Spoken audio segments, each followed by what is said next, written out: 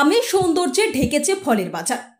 বৈশাখ মাস তার মধ্য গগনে অবস্থান করছে। এই সময় ফলের রাজা আমের লগ্ন। শিলিগুড়ির বিভিন্ন বাজারে দেখা গেল বিভিন্ন রকমের আম।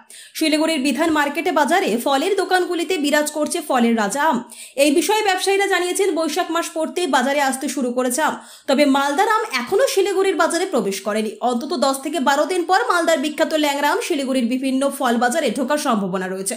বর্তমানে দক্ষিণের আমগুলি বাজারে বিকোচ্ছে। চাহিদা সম্পর্কে ব্যবসায়ীরা জানিয়েছেন, ভালোই বিক্রি হচ্ছে। ক্রেতারা আসছেন, আম নিচ্ছেন। স্বাভাবিকভাবে প্রত্যেক বছর গরমের সময় বৈশাখ ও জ্যৈষ্ঠ মাসে আমের রাজত্ব চলে বাজারগুলিতে। ফলের মধ্যে পছন্দের তালিকা সবার উপরে থাকে আম। আমের চাটনি থেকে শুরু করে বিভিন্ন রকম পদ রান্না হয় আম দিয়ে।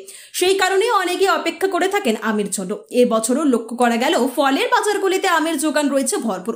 ব্যবসায়ীরা জানিয়েছেন, আগামী 10 থেকে 12 দিনের মধ্যে মালদার আম চলে আসবে। তখন বাজার আরো জমে উঠবে। আমের সিজনে কেমন আম বিক্রি হচ্ছে? আমের সিজনে অনেক আম বিক্রি। ফলের রাজা তো আমি। কয় রকম আম আছে আপনাদের? আমার কাছে এখন বেগুন পুলি আছে, হিমসাগর আছে, চোষা আম আছে। কি দাম আছে এগুলো?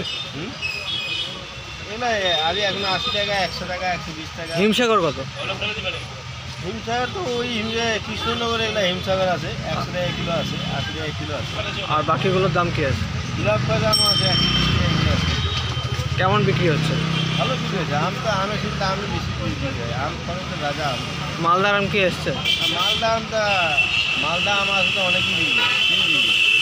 মালদার আম কবে ঢুকবে? কিছু মোটামুটি আর 10-15 দিনের মধ্যে ঢুকে যাবে। আপনার নাম? সিজনটা ভালো আছে, আমার মনে আছে ভালো। আপনার নামটা? দাম কমে যাবে।